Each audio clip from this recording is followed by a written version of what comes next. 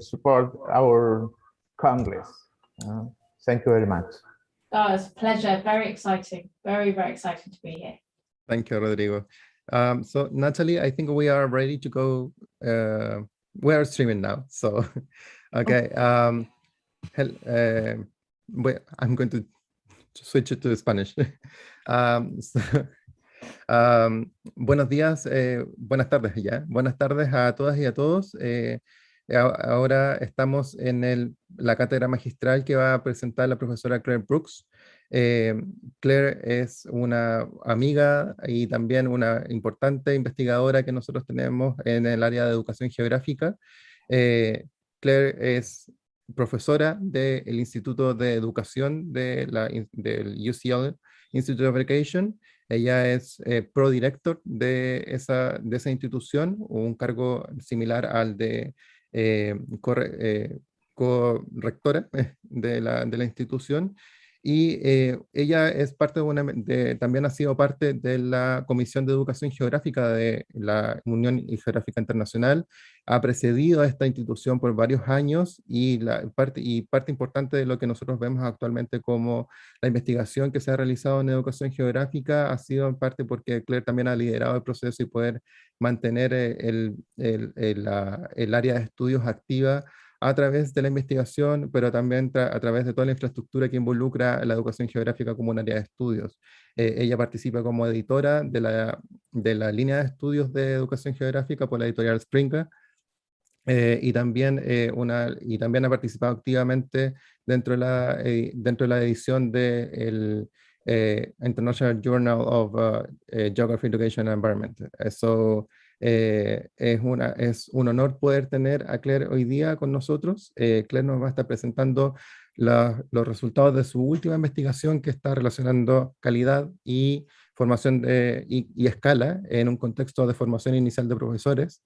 Así que es muy pertinente para todas las personas que están trabajando con una perspectiva geográfica sobre cómo entender la educación y también para todas las personas que tienen una posición de liderazgo actualmente. Es un libro que nosotros podemos ver que tiene bastantes repercusiones desde el punto de vista de cómo posicionar la geografía dentro del contexto educativo y también posicionar la geografía como un criterio para tomar las decisiones. Clare, we are so happy to have you here today. Thank you so much for accepting our invitation to this Congress, and many thanks for being here. Well, Victor, thank you so much. I have to say my Spanish is very, very limited, so I have no idea what you just said about me. But only nice things. Yeah, that's what I was worried about. Don't big me up too much. Well, I just want to say, I'm so excited to be here and I'm so grateful for the invitation. So thank you so much for giving me some time and space to talk to you this afternoon. I'm really excited. Thank you. Okay, thank you so much. And without further ado, we're going to your presentation, Clare. Thank you so much. Okay. Ahora Clare va a presentar con su cátedra magistral titulada Calidad y Escala, Perspectivas Espaciales sobre la Formación Inicial de Profesores alrededor del mundo. I was about to say good morning because it's good morning here in London as I'm recording this presentation, but I think it's not necessarily the morning where you are when you'll be watching it. But hello, I'm Professor Clare Brooks and I'm based at UCL Institute of Education here in London, and I want to begin by thanking the organisers of this conference for inviting me to come and to make this presentation today. I've had a long connection with Chile and have known quite a few colleagues in Chile, and I was delighted when Victor became my PhD student a while ago. And one of the reasons I was so delighted was because I really hoped that it would mean eventually that I might get an invitation to Chile, and I'm delighted to have this invitation. I really wish that I was there with you in person rather than here in rainy London. but nevertheless, it is an absolute pleasure to be able to speak with you today and to join you later and to share the findings of a recent research project that I was involved with. And this research project is of particular excitement to me because it brings together two of my research interests. As a geographer, former geography teacher, I've been really interested in scale and space and how that affects the work that we do, how that affects our everyday lives. But also as a teacher educator, I've been really interested in the notion of quality and how quality affects what we do and our work in educating teachers. And this research project brought together those two themes for me, and that's what I'm going to talk about today, the relationship between quality and scale, and how a spatial perspective on initial teacher education can really help us develop an understanding of what teacher education looks like around the world. So that's what I intend to do today. And just to give you a sense of where this journey will take us, I'm going to start off by talking about a spatial perspective and why that matters. And then I'm going to do a little bit of deconstruction of what we mean by quality in initial teacher education, or ITEs, the acronym that I use. And then I'll tell you something about the research that I've done, how and why IT varies in different countries that I've visited, and the ways in which different teacher educators have responded to some of those challenges that they've been faced with, and how I've brought that together in what I've called a model of IT practice. And then I'll come together and speak about the implications of all of this, and I hope you'll find that particularly interesting, because I think for us as geographers and also as educators, there are some interesting questions that raises about why quality matters, about why teacher education matters, but also about what geography can bring to our understanding of both. So that's where I'm going, and I'm going to start off with that question about why does the spatial perspective. And I thought it would be quite interesting to share this slide with you. So this was from the newspaper, a British newspaper, last weekend. And what they've done is they've gone to each of the top universities, the Russell Group universities in England, and asked them, which schools give you the most pupils? So which schools do you draw upon in your entrance? And I've just taken a little screenshot here of two of the responses. So the larger box is from UCL, that's my own university based in London, and then the other box is Liverpool University. Just to give this a little bit of context, Russell Group universities are considered to be the top universities in England. They are the most prestigious. They include Oxford and Cambridge. They also are research intensive universities, and they have the best reputation. So they're the kind of aspirational universities. And what we can see from this rather interesting set of schools is how both the London schools that bring students to UCL are quite different to the schools that feed into Liverpool University. Now, I'm not entirely sure why UCL's only got 6 and Liverpool's got a few more than that. But if we look at the distribution, we can see that UCL's only got 2 state schools that are its largest feeders. We can also see that there's 1 independent school, Westminster School, but we can see that all 3 of those schools, Woodhouse College, Westminster School and Newham Collegiate Sixth Form, they're all based in London. They're all fairly local providers feeding into UCL. But if we look at the international schools, we can see the two largest are based in Singapore. And we can also see that there's another one based in China that are the strongest feeders into UCL. What this tells us is, of course, that UCL draws people in internationally. London's a global city, people want to come to London, but also that there's strong local connections as well. If we contrast that with Liverpool, and I don't expect you to recognise some of the place names that you see here, but apart from Brickfield's Asia College, which is again an Asian feeder, we can see that all of these other feeder schools into Liverpool, are actually fairly local towns, local cities, Liverpool itself, Manchester, Leyland, Wigan, Preston, Huddersfield. All of these feed in. And if we look at this tells us something quite interesting about why space matters, particularly in education. What it tells us is that all of these prestigious universities are influential in their local areas. That actually the local community are really well connected to their universities. But it also tells us that some places are more well connected than others, and we can see the global reach of somewhere like UCL is much more significant than it would be for Liverpool University. This totally fits in with what geographers tell us about why space matters, about how important space is in the production and the reproduction of inequalities. And what we can see within just these two little graphs alone is that if this perpetuates, London will continue to be a global city of global significance, and Liverpool will continue to be an important city within its community. But actually what we don't see is that Liverpool will start rivaling London for that global significance. And that notion of space matters, that notion of how space can affect the production and the reproduction of inequalities, is really central both in geographical theory, but also I think really important when we think about education and we think about how education contributes to either the increasing of inequalities or actually resolving inequalities. And for me, when we think about the work of David Harvey or Henri Lefebvre, what they tell us is within these patterns, within these spatial patterns, what we see are important questions about where power lies within the system and also where individual agency sits. It would be crude of us to think that the international students that are attracted to London are doing so because they're exercising a personal preference.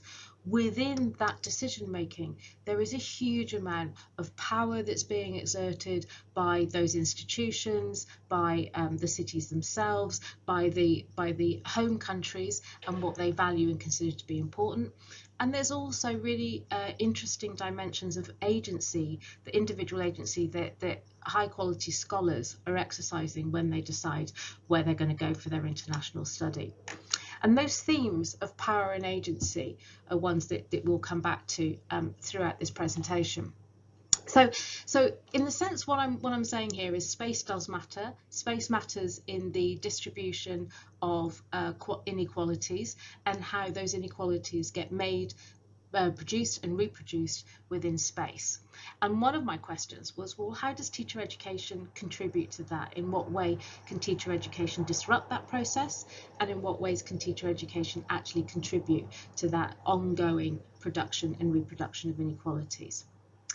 So that was one aspect of what interested me. The second aspect was this question about quality, and I've been working at the UCL Institute of Education now for 22 years, and one of the things that I've noticed is how much we talk about quality and how rarely we define what quality is. So I'm now a leader within the institution, and when I'm trying to get people to change or to adapt to a new policy, I'll often use quality as the rationale, as the reason, and I'll say to them, you know, if we do this, it will improve quality.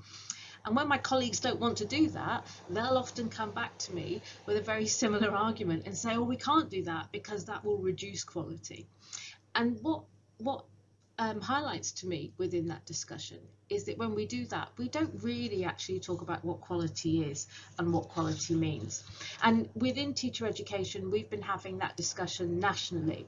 And one of the things that I wanted to do is to really explore, well, what do we mean by quality and how does quality look within our teacher education programs? And so that's what prompted me to do my research project. I had a year study leave, and I decided that what I wanted to do is answer this research question, which is what are the features of high quality, large scale initial teacher education? And in order to do that, I decided to visit 5 universities around the world. I started at my home institution, at the UCL Institute of Education in London. I then wanted to go to OISE in Canada, University of Auckland, New Zealand, QUT in Australia, and Mary Lou Fulton Teachers College, which is Arizona State University in Arizona. And the reason I selected those places was because they're all English speaking, and English is the only language that I speak, so that proved to be quite important in my decision making. And whilst they represent quite a distinctive group of countries, they do all have quite a similar heritage. It's colonial, both as a colonial power, but also as a nation that has been colonized. And they all share quite similar traditions of education. So in that sense, there's a similarity, a cultural heritage similarity between them, as well as a similar kind of linguistic history. But also as well, they all seem to be quite leading countries in terms of the literature and the research in defining and moving forward education policy. And that's why I thought they would be quite interesting. They're also very, very large scale providers of teacher education within their jurisdiction. So for us in London and for Auckland in New Zealand, that's nationally. But within Canada, Australia, and in the United States, that was in terms of the state or the province by which teacher education is devolved responsibility. So they were large scale, and they're all deemed to be high quality by various ranking tables and various league tables of universities, although of course that doesn't apply to teacher education itself. And what I decided to do is do a site visit to each one, which I was able to do for all of them except for Oise.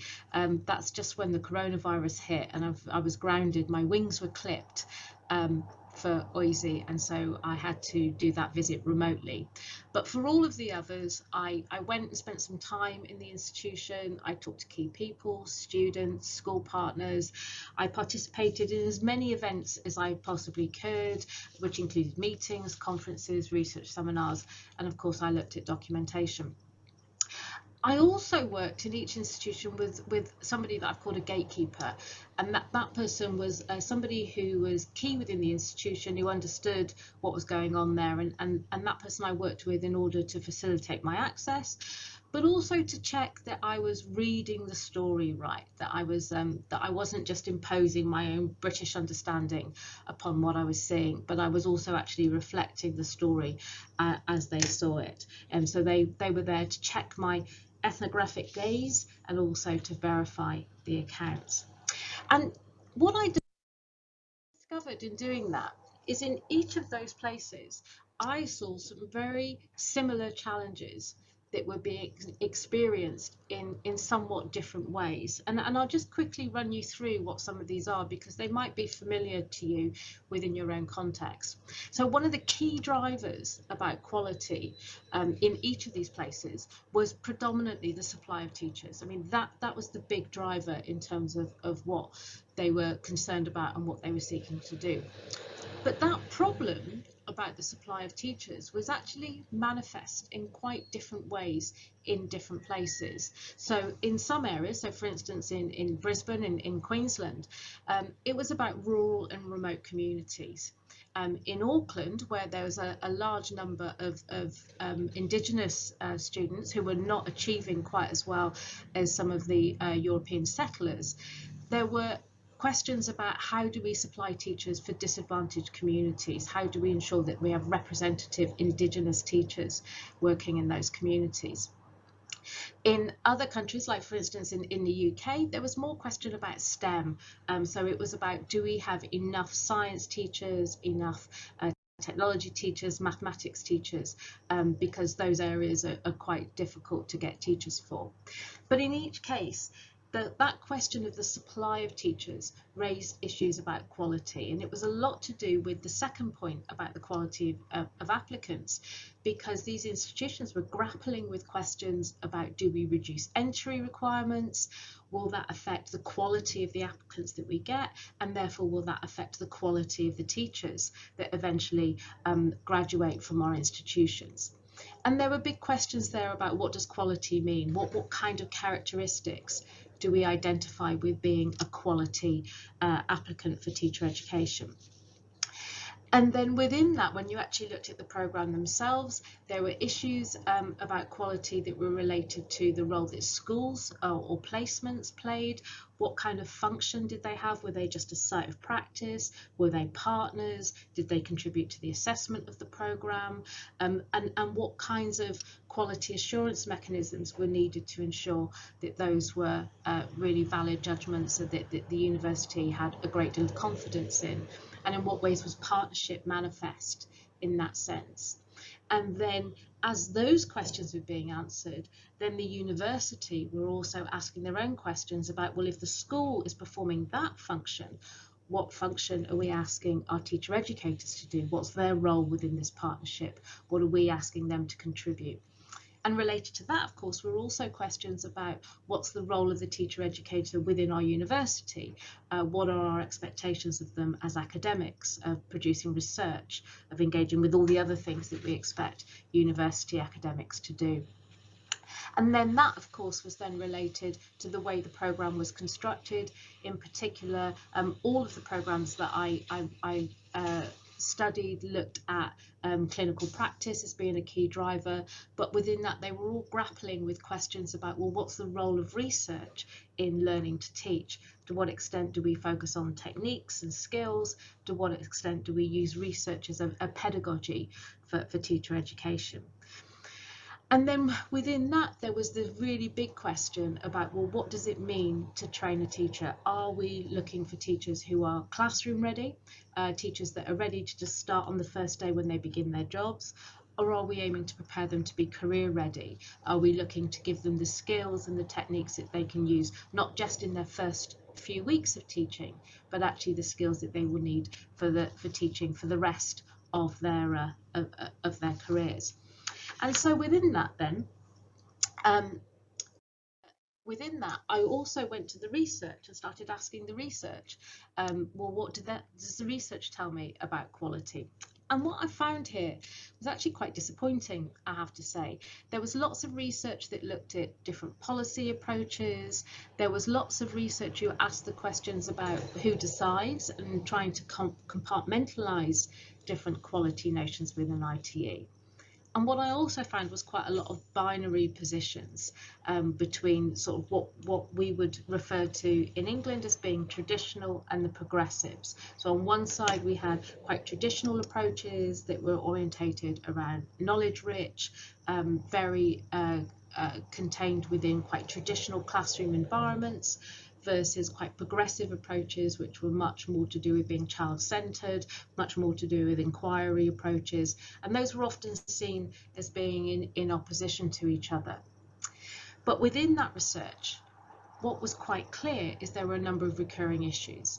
One was about the issue of the theory-practice divide within teacher education. What do new teachers need? How much theory? How much practice? How do they come together?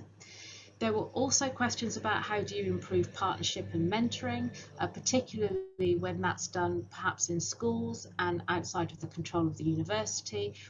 And that question about, well, what is it that new teachers need? What kind of knowledge, what kind of experiences, what kind of understanding, what kind of skills do new teachers need? But I think some major concerns about the research in this area is that much of the research was actually quite difficult in terms of using to understand the phenomena as a whole. Much of it was quite reflective, much of it was orientated around self-study, and in that sense it really took on the characteristics of an evaluative account. People saying, well, I've done this with this small group of teachers and it has these kinds of results, and that's great. But what it meant was there was a real lack of transferability. As a teacher educator based in a very, very different context, there was very little that I could take of this that would really help me understand quality in teacher education in a more detailed way. So what I started to understand is that actually quality in teacher education was being defined quite differently in different ways. And I've used this list here, which actually came from Susan Wilson in a presentation that she did at AERA a few years ago. And she listed all the things that she'd seen that were indicators of quality that she'd seen used in various programs. And all I've done here is I've categorized those in similar groups as the similar types of measures. And I think what this does is it shows us how these measures of quality actually do not tell us much about quality itself. And I'll give you a couple examples. If we look at the input measures, we can see that all of these, the quality of entrance, the degree, class, the institution that they went to before they become a teacher, all of those are actually about characteristics of the pre-service teacher or the person about to become a teacher. That doesn't tell us much about the program itself. What it does is it tells us about who's coming into the program. And there's an implication here that actually, if we're judging quality on who comes in, what the entrance of the program are like, then that tells us that actually what we're doing within teacher education itself isn't making that much of a difference. The issue around graduate diversity, of course, there is a body of research that tells us that the more diverse teachers are, the more students are able to connect with them, and that has an impact on achievement. But again, it doesn't tell us that actually teacher education makes a difference. What it does is it says that the quality is dependent on who comes in. And we can say similar things about output measures, that these tell us certain things. So the attainment against standards tell us about the standards, the employment rates. We know that that actually doesn't say much when you've got a context where there's high demand for teachers, because if every teacher gets a job or if every teacher passes the standards, it doesn't tell us much about the quality of what they're experiencing on their teacher education programs. And similarly with perspectives. So we're talking about perspectival measures, and the issue with perspectival measures is what they do is they reflect people's expectations, but again they don't actually tell us what the quality of the program is like. They tell us about what the outcome of the program is like in relation to people's expectations. So the one set of measures that are orientated about quality in ITE are these process measures, and I'll come on to that in a second, but there are some issues here about just because particular elements, for example, are within a program, it doesn't necessarily tell us about the quality of those elements themselves. And in effect, what they do is they represent opportunities to learn rather than actually telling us the quality of the engagement with those opportunities. And so when I was looking at this, I was really influenced by the work of Lee Harvey and what Lee Harvey does, and he's talking specifically about higher education, is he differentiates between quality itself and indicators like the ones in the table here, which he says are actually about standards and they're about quality assurance. What they do is they tell us about whether something meets a particular standard or a particular benchmark and what happens in order to ensure that those standards are met, but they don't actually tell us anything about the quality of that experience. And I would say, based on Lee Harvey's work, that most of the indicators of quality in ITE are actually orientated around standards and they're orientated around quality assurance. But what Lee Harvey says is that when we're talking about quality in higher education itself, what we should be thinking about is the notion of transformation. He says the point of education is that it actually transforms somebody from something into something else. And I think that definition really works for teacher education, because what it tells us about teacher education is that what we're seeking to achieve is changing the form of the person, the non-teacher, into a teacher.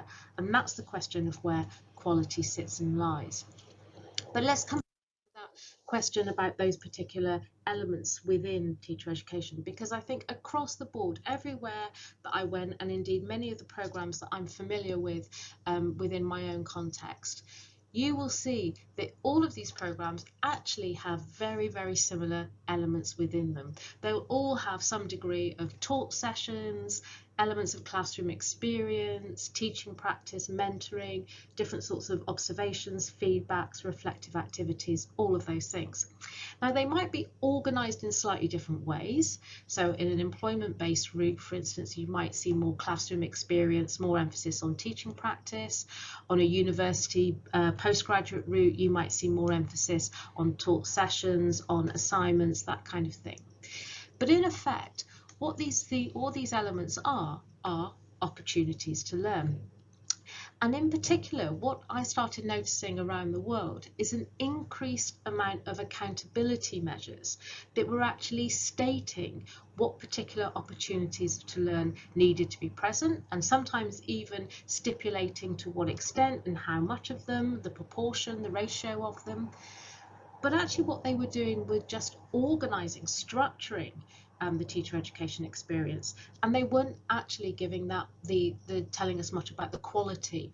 There was an assumption of quality there, but no actual relationship to the quality itself.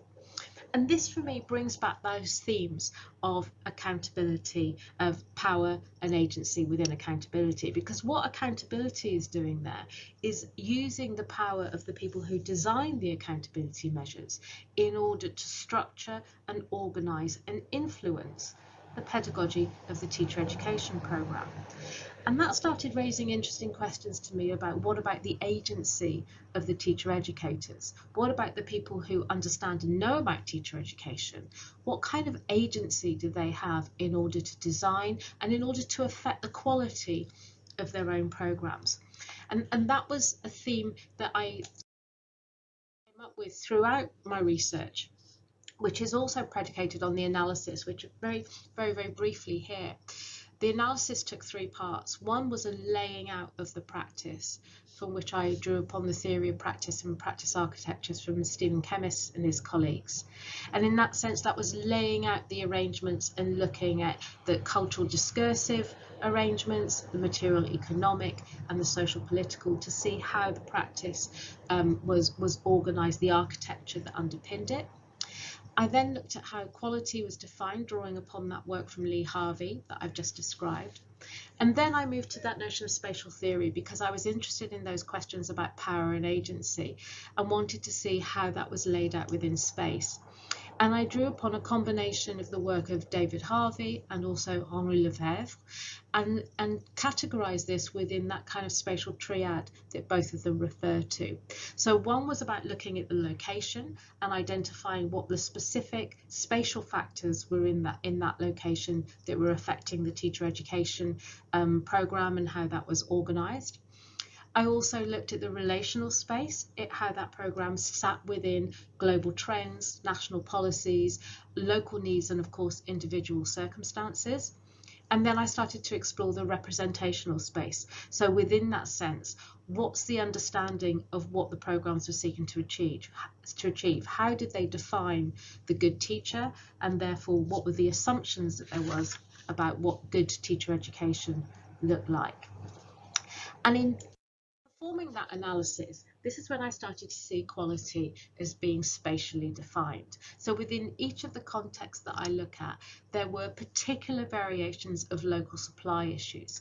And those local supply issues, whilst they might be key to that particular city or that particular state or province, they were very much nested within national or a wider scale of policy discourses, which in themselves were then influenced by global trends and the narrative, the discourses, the dominant discourses about what good teacher education looked like. However, those discourses and those policies and those local supply issues were also very much situated within local partnerships between the university and the schools. They were reactive to the typical applicant profile. Who in that community wants to be a teacher? What kind of people are we talking about?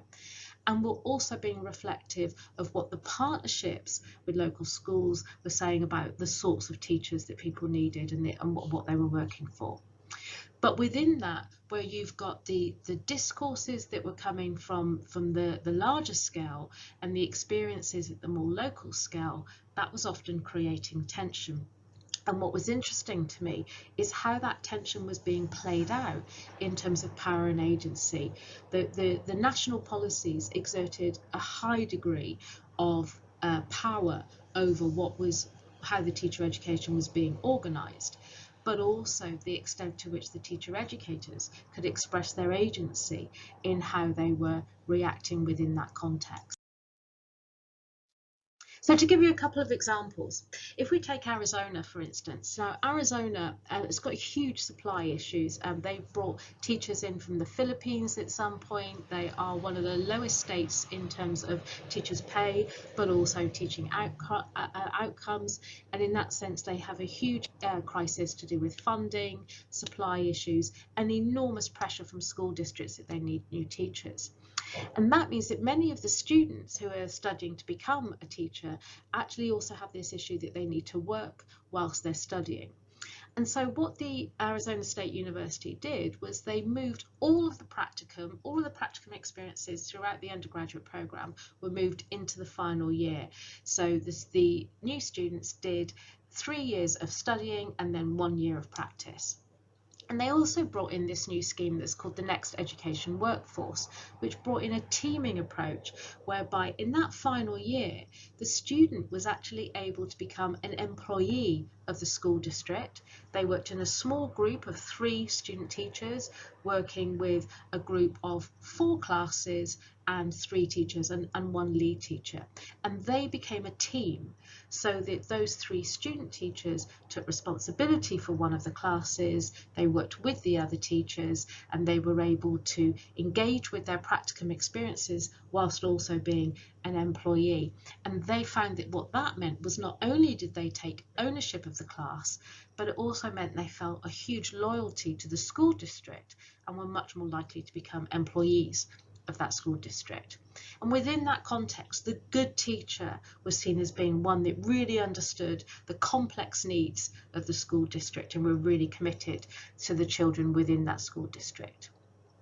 If we contrast that, if you like, with the experience of New Zealand, in New Zealand, they've got a pattern of student attainment that really is organised along ethnicity lines. So they were saying that Indigenous communities were very much at the lower end of the attainment spectrum, and the children from European settlers or even Asian migrants were actually achieving much, much better. And in that sense, there was a real national move towards equity-orientated teacher education, teaching that privileged equity, and it really took account of that diversity of attainment from across the range of students. But what they found was that in order to become a teacher, they were seen as being a job that almost anybody could do. And in that sense, even though they'd introduced equity-orientated master's level programs that were outstanding programs, there was actually very little demand for it because people knew that they didn't need a master's degree in order to become a teacher.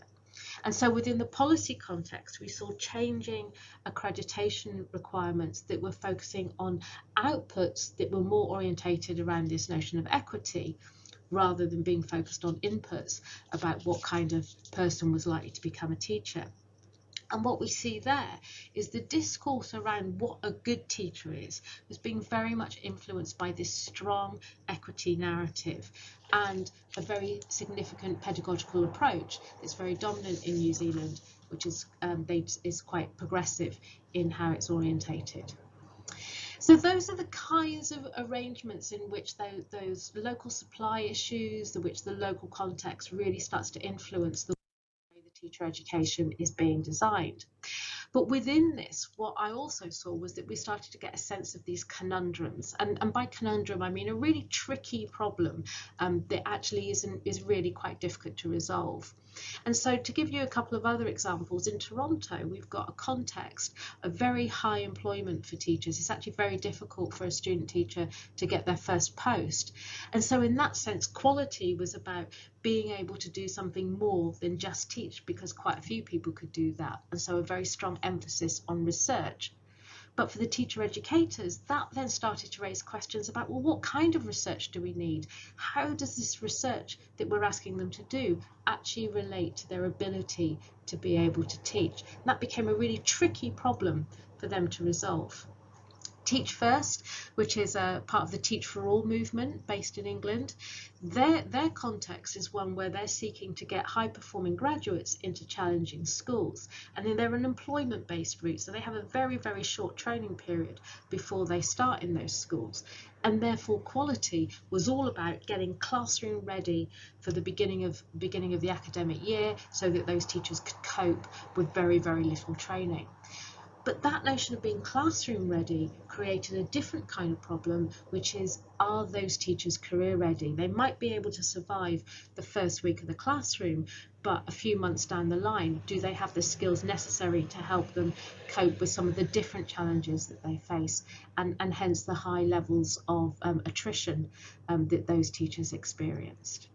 And then if we contrast that with Queensland, for instance, the real supply issue there is about shortages of teachers, in particular for rural and remote communities. And the way that that was being addressed, the quality, was about raising the quality requirements through both university and accreditation requirements, and supporting that transition into rural and remote communities, so that teaching was a respected profession that was able to support people within that communities. But that then presented a conundrum, which that you've got those universities which are based in cities, and how do they prepare good teachers for the unfamiliar communities that they would be working in what is considered to be a very high accountability context. So in each of the environments that I saw, whilst there were these particular issues that were being addressed in particular ways of understanding quality, those were actually creating these really tricky quality conundrums that were having to be addressed in practice. And in that sense, quality conundrums come back to this question of power and of agency, because what quality conundrums can do is they restrict the flow of ideas because they focus too much on one idea or one source. So they say that this is the right way to do things, and that then restricts discussions about other useful ideas. We have the example in England about phonics in helping young children learn how to read. It's often seen by many people as being a useful idea, but when it becomes hegemonic, when it becomes the dominant idea, then it restricts the flow of other useful ideas. And that's what we were seeing in accountability systems. Accountability systems were focusing too much on one specific approach or one specific idea, and that was restricting the flow of other ideas and alternative approaches. And this is not because there's some bad intent going on. All of these things are actually good ideas that are intended to make IT better. But the actuality is that they appear to be making it worse. And that's particularly when they become so hegemonic that it restricts the flow, or restricts the opportunity for people to question or to bring new ideas in. But what was really interesting for me is that these were not necessarily the same across all those different places that I visited, and they were manifest in each location in quite different ways. And then coming back to the question of power and agency, they were manifest often through those accountability measures which had high levels of power and influence. But in terms of agency, it was the teacher educators that I spoke to that were having to resolve these conundrums. It was the teacher educators that were having to exercise their agency in order to make these things actually work on the ground. And that's where I came up with this model of IT practice. And what I've identified here are three knowledges, three situated knowledges that are quite key within how IT works. So one is about the situated knowledge about what's good here, what the needs are, what kind of students do we have, what's the best way to teach them, what kind of what ways in which education works. That's all very situated within the local context. There's also the accountability structures and how that creates the capacity to change. What is the opportunities here where change can happen, and what's the restrictions, that things that we can't change, things that are impossible to work against. And then how does that sit with what I've called adaptive teacher education expertise? How do the teacher educators then work within that situated knowledge of what's important alongside the opportunities for change and the ways in which that can work? And in that sense, the quality conundrums are very different, and they're how teacher educators situate their practice within the dominant ideas of what's valued that comes from a range of different contexts, the local context, the policy context, and what those contextual influences which may come from the university or from schools. And that's, if you like, where the power and the agency. So in that sense, what I'm suggesting is that quality here is very much seen as being spatially situated. And for us in thinking about what this means for teacher education practice, I think it's really interesting and a valuable exercise to think about what the potential or the actual quality conundrums are in different locations. So what are the dominant narratives that cut down the flow of ideas? What are the things that we can't question? What are the things that are really accepted as being the ways in which teachers should be working in this context? And in what ways are we enabling or we're limiting the capacity for teacher educators to change, or even for teachers to change? And how are we then restricting the ways in which teacher education can work? And I think there are important questions here about how we support adaptive teacher education expertise. How do we support teacher educators to work within these environments in order to do the best that they can do for the new teachers that they're working with? And that for me then raises those intellectual questions about the spatial location of power and how accountability structures dictate power and influence with how teacher education should be conducted, and also what the opportunities within the system are for teacher educators in particular to exercise their agency, the ways in which we can make change within those restrictions. And so that's what I kind of want to leave you with today, really. Obviously, I'd be happy to take any questions, but I think what's really interesting for me is how those combinations of geographical understanding about spatial distribution and also understanding how power and agency are manifest within the system, how that influences education and by extension teacher education in order to really disrupt the ways in which we produce and reproduce inequalities within our educational system. And that's where I wrote about it all. That's my book. And of course, there's my email address, which I'd be happy to take any questions. So thank you very much, and thank you for listening.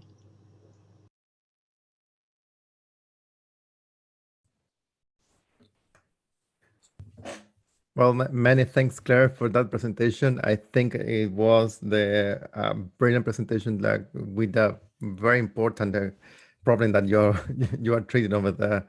Thank you so much for that, Claire. So now we have a little time for discussion and questions. Ahora tenemos un tiempo para preguntas y comentarios que se quieren hacer de parte de las personas que están en la sala o en la audiencia por YouTube Live que estamos transmitiendo actualmente. Quisiera partir dándole la palabra a Paloma Miranda o a Livia, quienes nos van a estar realizando preguntas o comentarios para discutir esto lo que nos propone Clare en términos de quality conundrums. Todavía estoy tratando de ver cómo se puede traducir eso al español. Y esta idea muy poderosa de la calidad de escala. Paloma, vamos contigo primero. Ok. En primer lugar, agradecer la presentación de Clare. Creo que ha sido muy interesante, iluminadora respecto de los procesos de formación de profesores y profesoras en el mundo angloparlante, diría yo, ¿no? Me queda un sabor, no sé cómo vas a traducir eso, Víctor. Amargo, porque cuando Clare pasa por los problemas que atentan contra la calidad de la formación docente en el mundo angloparlante, el de Arizona, el problema principal de Nueva Zelanda, Chile los tiene todos. Todos aquellos problemas que están segmentados por países en la exposición de Clare, Chile los tiene todos en un territorio mucho más acotado que el territorio que estudia Clare. Tenemos el problema de desempeños de estudiantes indígenas, de estudiantes migrantes. La desigualdad educativa en Chile es enorme. Un déficit de profesores y profesoras enorme que se acrecenta cada día más. Hoy día se habla de la crisis de la formación inicial docente, porque cada vez menos estudiantes quieren ingresar a pedagogía. Desde esa perspectiva, creo que la investigación de Clare puede ayudarnos a entender el fenómeno en Chile. Sin embargo, me quedan algunas dudas que tal vez Clare nos puede ayudar a resolver, especialmente en perspectiva geográfica, porque creo que ella ha trabajado con profundidad la perspectiva educativa. Ella se refirió a cómo la ubicación espacial del poder modifica las nociones de calidad. Sin embargo, yo quisiera preguntarle cómo ella observa que la ubicación del poder condiciona la calidad de la formación inicial docente, no solo la narrativa acerca de la calidad. O tal vez no es separable desde su perspectiva la narrativa de la calidad con la calidad misma. Y la segunda pregunta que yo le plantearía es ¿cómo afecta la ubicación espacial a la capacidad de agencia, que es algo que ella trabaja con profundidad, pero no a los formadores de formadores, que es lo que ella trabaja, sino a los estudiantes de pedagogía? Si esa ubicación del poder también tiene una vinculación con el estudiante o con la capacidad de agencia de ese estudiante y no solo de su formador. Ok. Voy a hacer el esfuerzo de traducir todo eso, Paloma. Muchas gracias. So Claire, Paloma first is she wanted to thank you actually at the beginning because of all your work in geography education, and she really appreciates that in terms of the how you have moved forward the field, and also, as a second point that she makes, and this is regarding her question about your presentation, she makes a first remark regarding how, for the experience as the positionality from Chile, it's kind of like a bittersweet in a way, as we see it from your presentation, because you segmented like different quality conundrums for different countries.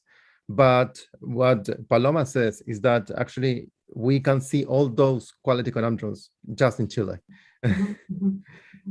So that's an issue that it's troublesome for her and for us, I will say, because it's a problem about how you can foster indigenous communities, migrant communities, inequality, the lack of teachers, and all of those elements like sum up in a sense of crisis for initial teacher education. So that's the first point that she wanted to address. And the second point, it's about and regarding that, and regarding the first point, she wanted to know how, she's like thankful about how your proposal it will help us to understand the phenomenon of Chile. That's one point, and the second point is actually how to understand this phenomena geographically. So in that way, your contribution it's timely in that way, and in that sense, she has two more questions. Okay. So the first question is how the distribution of power affects the presence of quality, not only as a narrative, as a discourse, but as the presence of quality in itself. And also how space will affect agency, and agency not only for teachers, but in particular to pre-service teachers, as teachers that are in the process of becoming a teacher or as a student teacher. Okay, thank you. So thank you very much for the question, Paloma, questions. And thank you, Victor, also for the translation, because I would never have been able to have coped without the translation. So thank you so much. And thank you, Paloma, for your kind words about me as well. I really appreciate that. I think in answer to your questions, I think in my presentation, I simplified what the problems were and what the solutions were, and therefore what the conundrums were, because I think every context that I visited had a similar issue that you've described Chile has, is that they had lots of problems and they were focusing on which problem they were seeking to address. So I think, I want to reassure you that Chile is not unusual in that sense, that all of these problems get experienced by many locations. I think the interesting thing for me is how these problems are defined and prioritized then influences how solutions are created.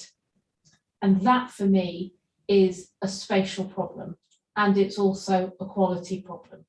So how the problem gets articulated. So in New Zealand, the problem is articulated about equity for Indigenous communities. And because that's how the problem is defined, that affects how the solution gets created and orientated. And so I think for me, the answer to your question is about paying attention to how policymakers and the people who define the accountability structures, paying attention to how they are defining the problem, and then thinking through what are the spatial issues with how that problem is being defined and how the solution is being generated. Victor, I'll let you translate that, and then I might come back and say a little bit more, if that's all right. Is that okay? Yes. So what Clare is saying here, it's the issue with the sorry. You should do it in Spanish, really. Yeah. Bueno, Paloma, lo que Clare está como planteando acá tiene que ver mucho con el tema de la definición de calidad. Y en ese sentido, una de las cosas que ella plantea es que en el fondo hay que tener en cuenta que cómo los tomadores de decisiones están realizando esa definición de calidad. Y eso va a afectar en cierto sentido y en un primer momento lo que vamos a entender como calidad. Claire, go on. Okay, so I wanted to come back to that question about how space affects agency, because I think that within space, we have particular structures that privilege some voices and that silence other voices. And I think that within our policy context also privileges some voices and silences other voices. And this is particularly evident in Australia, where rural communities were silenced, and it was what was happening in the cities that was really influencing how policy was being generated and how policy was moving forward. And so that was affecting individual agency. And that's where I think a geographical, a spatial understanding is really helpful, because if we start to see that the problems are being constructed in a spatial way, and how the solutions are being constructed in a spatial way, then I think that gives us a greater understanding of what's happening, and therefore we can start thinking about how we wish to address that and how we might wish to counterbalance some of those dominant ideas. Una de las cosas que quiere también recalcar tiene que ver con la relación entre agencia y espacio, y cómo el espacio puede influenciar la agencia. Y en ese sentido, una de las cosas que ella plantea como que es importante tener en cuenta son las voces que son consideradas, y en particular, qué voces también se silencian dentro de esos procesos de toma de decisiones. Y uno de los ejemplos que ella plantea es con el caso de Australia, y cómo en Australia en particular la voz de los espacios rurales es silenciada, y cómo desde el punto de vista de los espacios urbanos, de las ciudades, hay mucha mayor influencia respecto a la toma de decisiones. Entonces, tomando en cuenta esos elementos, es necesario también tener una estrategia, poder generar una estrategia de contrapeso para poder tomar en cuenta esta problemática. Claire? I found myself nodding then as though I understood what you were saying, and I completely didn't. Your Spanish is improving. Clearly. I mean, I think I think that's all I can really say in response to Paloma's question, because I think it's a really important question, and it helps for us to think about how these things, how these kinds of ideas can actually help us as educators combat some of these things that we see going on. And I think that's for me, the real value of the idea of thinking about this as a conundrum, because a conundrum is a really tricky problem with lots of different elements to it. And just as you think you've solved it, something else comes along which makes it more complicated. And I often see education policy, behaving in the same way. So I hope that goes some way to answering your question, Paloma. Thank you for it. Thank you. Thank you, Claire. And yeah, the quality conundrums, it's going to be fun to try to translate that. María José, creo que tú también puedes como ayudar con eso. Sería como rompecabezas, una interrogante, un acertijo, puede ser. Sí, estaba también pensando en cuestionamiento crítico, como que es difícil de Puede ser traducir. como, claro, como el enigma de la calidad o algo así, como el rompecabezas de la calidad. Elogio, claro, una cosa así. Ah, También te estoy ayudando en el chat, Víctor, con traducciones. Súper, muchas gracias. Well, so I like to give the word to Livia. Livia, she's from Brazil, and well, you have been met before, so there's no pre-introductions. Livia, go on. Thank you, Victor. Victor, I was thinking about the word dilemma, maybe a conundrum. Does this make sense, Claire? Maybe it makes it's sense. a good translation for all of us. Yeah. Yeah. Okay. So first of all, thank you, Victor, for the invitation and the opportunity to be with all of you this afternoon, discussing these important issues.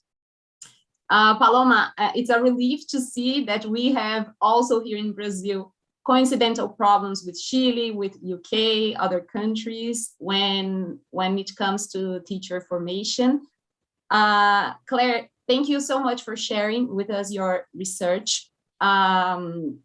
Your debate, the things you have been discussing, they are somehow at the center of the debates we have here in Brazil. And it involves quality of geography teacher education, initial teacher education, and the reproduction of inequalities and curriculum. I think it probably is a discussion that goes by Bernstein and the what and the how of the curriculum. So what's going on here is that since the implementation of our national curriculum, school curriculum for all the disciplines, including geography, now there is a movement that is tending to implement a policy for initial teacher education connected to this national curriculum. So this has concerns, of course, relating to quality, but the critics say that we are raising also questions that you mentioned in your presentation, like where is the pedagogy in all of it and the agency on this teacher education, and especially what you mentioned about the fact that quality is spatially situated. So how can we combine those things in a way that we respect? We have an immense territory, and sure, there are some concepts and some reasoning which is common to all of us in geography, but we have this other part, which is there are specific parts of the country. There is the local issues that also influence in the way this is implemented. So I would like to know, Claire, how you feel about this, about having a national curriculum for teacher education. I think, I don't know if I made myself clear. Thank you. You did. Victor, am I okay to just go ahead and answer that straight away? Go ahead. Yes. Okay. Livia, your question could not be better timed, because we've just had a policy announcement in England, which is exactly what you're saying, which is a national curriculum for teacher education, which is very prescriptive. It is very limiting, and it seeks to control the content and the pedagogy of what teacher educators can do. And it makes, from a government perspective, it makes perfect sense. If you control what teachers know, then you control what they can do. And then that means that you ultimately have control of schools and of education, et cetera, et cetera. So from a policy perspective, it makes sense. I've spent the last, I don't know, 6-9 months in conversations with various people in trying to combat this policy proposal. And actually, we've been using a spatial argument as a way of trying to do that. And exactly what you've been saying, Olivia, by saying we, as a country, our country, we have different local problems. Our problems are coastal communities, our isolated communities are very, very different to our inner cities.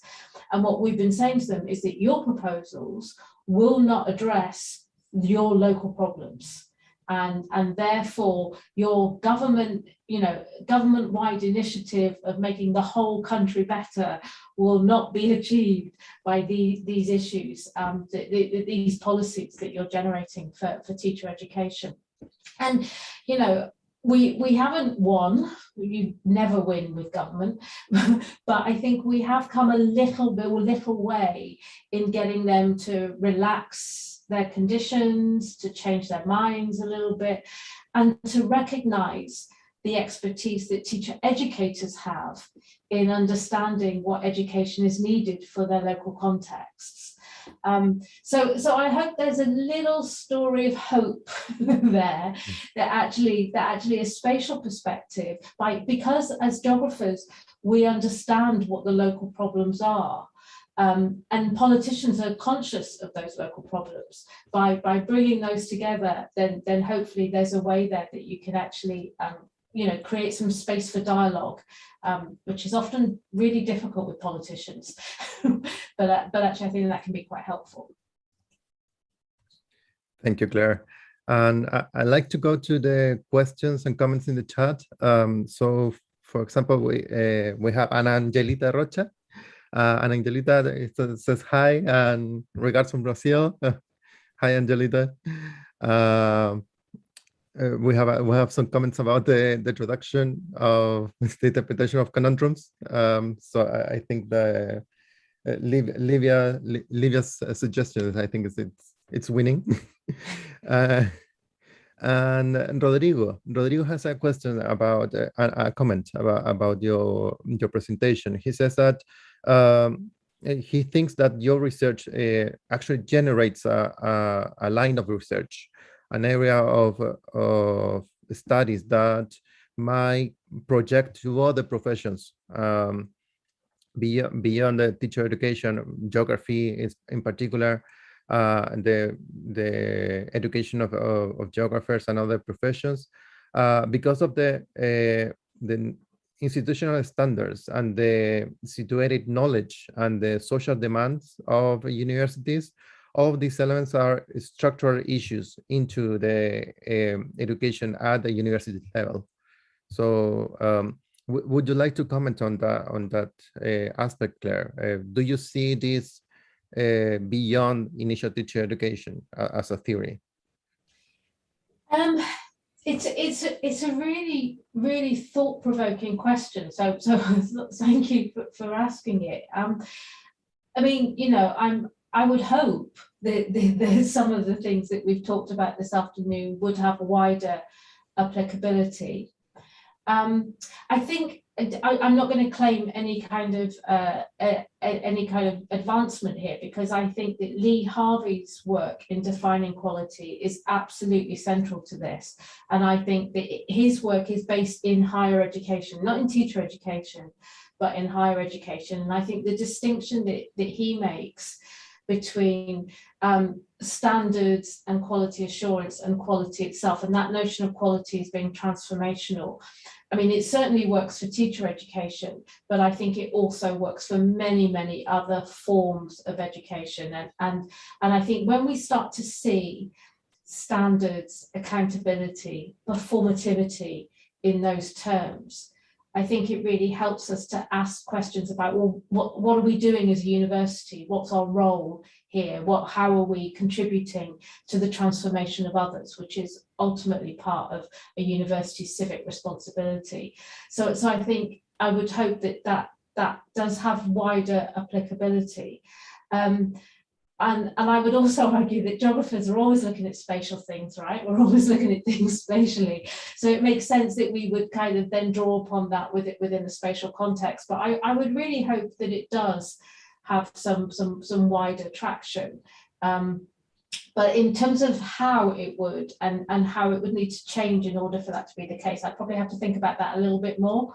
I don't really know enough about professional formation in other professions to fully understand how their accountability structures work, or how their education, their formation structures work in a similar or different way. I think that would be quite important, because ultimately with teacher education, it's about that relationship between the university, the school, and the local environment. You know, schools are local institutions, and that's where it's really that locality becomes really central, I think, to teacher education. I'm not sure if it's the same in other professions, probably, but I'd have to think about that a little bit more. Thank you, Claire. Let me just translate that. Sure.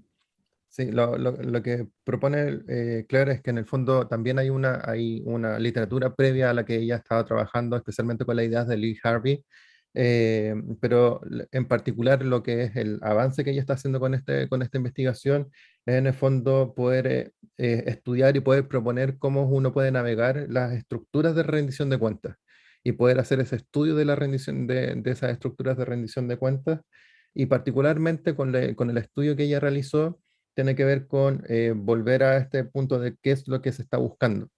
Y en ese sentido, en particular, la formación inicial de profesores es bastante decidora en ese sentido, porque no se vuelve tanto al estándar, sino que se vuelve a cuál es la transformación que se puede hacer sobre una persona a partir de esta formación profesional. Entonces, en ese proceso se concentra ella, ahí cree que puede hacer una contribución. No se atreve a decir que en el fondo como hay una posibilidad de poder hacer una implementación en otras esferas de profesiones, en particular porque ahí hay que tener un conocimiento mucho más especializado sobre lo que involucra el conocimiento que se da en ciertas profesiones, pero tampoco lo descarta. Es algo que también se puede avanzar ahí. Así que muchas gracias por ese comentario, Rodrigo. Ella lo aprecia en ese sentido. Bien, tenemos más preguntas. Hay una respuesta de María José. María José, ¿tú quisieras ampliar ahí? En realidad te estaba apoyando con la traducción recién. Ya, Pero súper. sí quisiera hacerle una pregunta a Claire. Adelante. Hi, Claire. I'm wondering about your very profound research as to how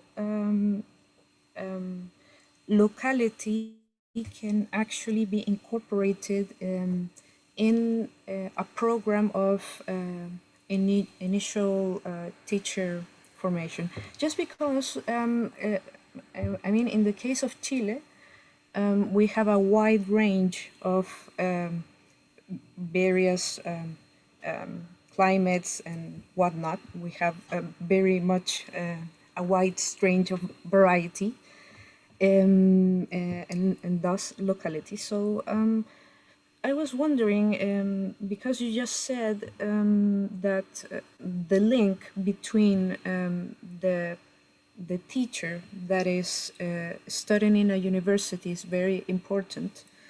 But in our case, in our university, we receive also many students from various parts of the country. So how do we, how do we make this connection with the locality? I guess that's my question. Thank you, Maria. It's a really, really good question, and it's you know, I totally understand what you're saying about Chile having lots of different climates. It's, you know, it's fine to show off. We just have one. It's rainy. I get it. It's fine.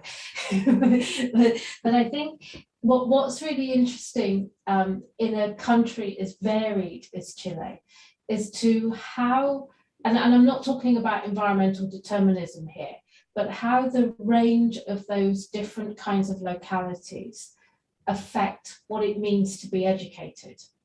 Because ultimately, at the fundamental core is that question of, well, you know, what are we doing here? What's the purpose of education? What is it that we're seeking to achieve? And I'll give you an example from the UK that might be illustrative of what I mean. In some of our coastal communities, there are children whose experience of work is that they don't have two generations of their family have never worked. So they are coming from a culture where work, like paid work, isn't even a concept. They don't really understand it. For them, what it means to be educated is quite different to somebody who lives in kind of, you know, inner city London, whose parents work in the city, who are surrounded by people who are working.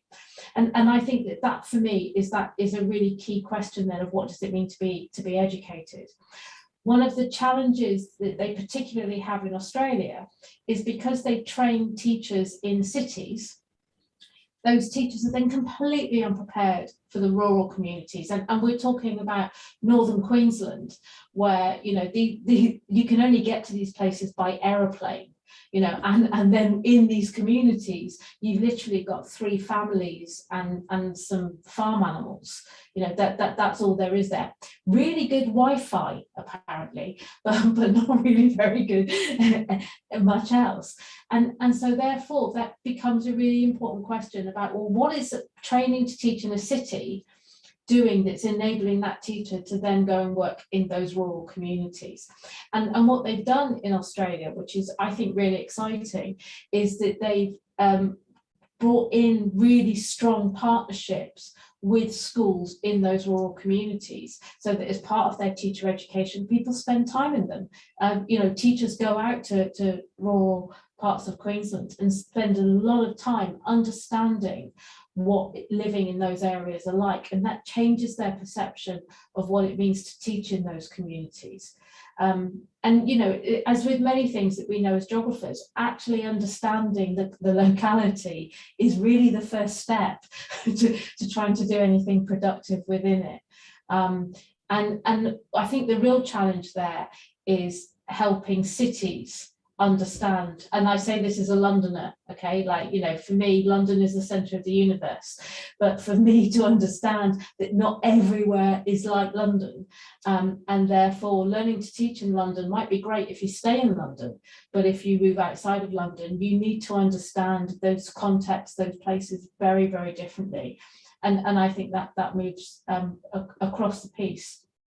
Does that answer your question, Maria? Yes, actually, you have provoked many other questions. So yes, thank you so much. Thank you, Claire. And yeah, I'm very well aware of your you are advocate of the Independent Republic of London. Definitely, yes. definitely. So I'd like to take the last few minutes that we have to ask like a few questions for myself. So the first one, and I don't expect that you actually answer it, but because it's like for a long discussion, but I was wondering, how do you differentiate power from agency? They both seem like a very similar concepts, and it will be helpful to have your insight into this. And the other one, it's coming from like reading your book, that the one that you that you wrote about this presentation. It's you got the kind of like the sense that it's also like a defense of the university and the ITE ITE education based on the university. Why is that? Why do we have like this argument and this defense? Considering also that we here in Chile, we also have a scheme of Teach First, which is called Enseña Chile. So what are your views about that? Okay, so I'll answer the second question first, if I may. Right. The reason for defending the university is because it's under attack. Actually, it's as simple as that. The role of the university in initial teacher education is under attack. It's really under attack in England. I think it's less under attack in other places, and partly that was one of the reasons for me studying. You know, doing this study was to see how the situation was. But everywhere I visited, I started to see elements of people talking about school-based teacher education. The important thing was practice. The practice turn was taking people were really engaging with the idea of practice. And for me, that becomes a quality conundrum, because people become so obsessed with the idea of practice that actually the other aspects, the research components, the knowledge aspects, the theoretical aspects of teacher education, I think start to dwindle away. And that for me, I'm very worried about that, because I know that when I did my training in the university, it made me a better teacher. I think teachers thinking about what they're doing makes them better teachers.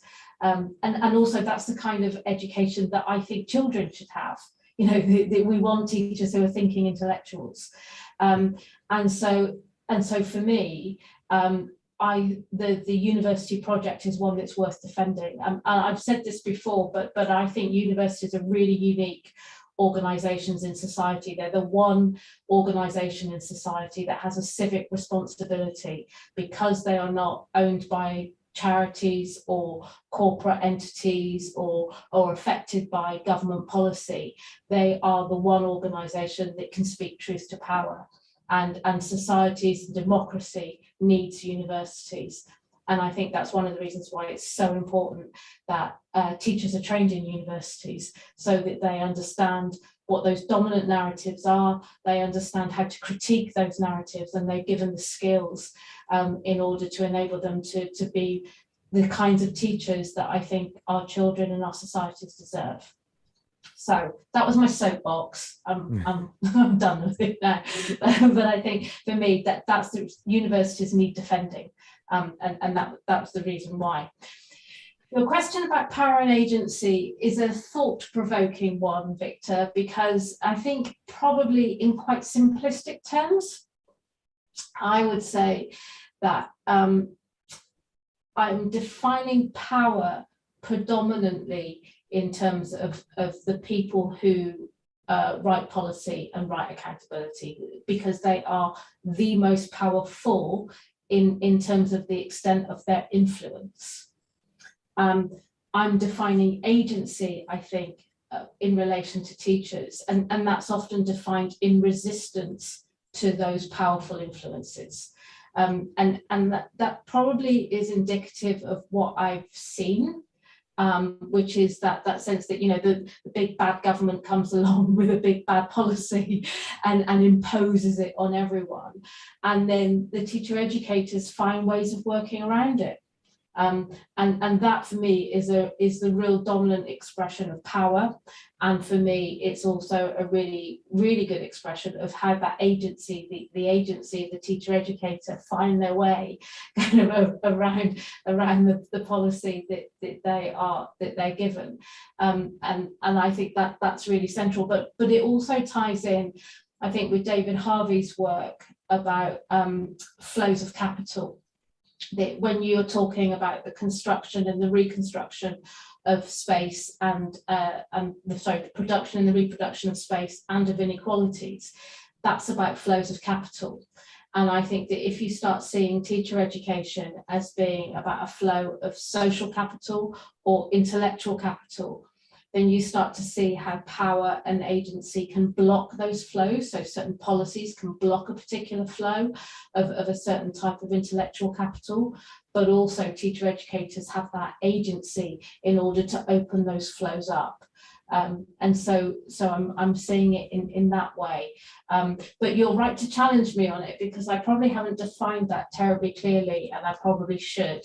So I will go away and think about that. Thank you, Victor, giving me more work to do. Thank you, Claire. Those were like powerful words. So thank you so much for it. And just to finish, give you our we are very grateful, Claire, because you are here with us, sharing your work and research. And in the name of Xochitl and also the organizers, I thank you for your presence today. Muchas gracias a todos y a todas por quienes han podido estar con nosotros hoy día. Ha sido una muy grata discusión con Clare Brooks hoy día, presentando su última investigación y posicionando la geografía en los ámbitos de discusión y de educación. Así que muchas gracias a todos y a todas quienes asistieron hoy día, quienes se unieron a través de YouTube, y nos vemos pronto. Thank you, Claire. Thank you. Care. Thank Bye. you. Thank you. Bye. Thank you, Claire. Bye. So good Bye, to Maria. see you. See ya. Bye. See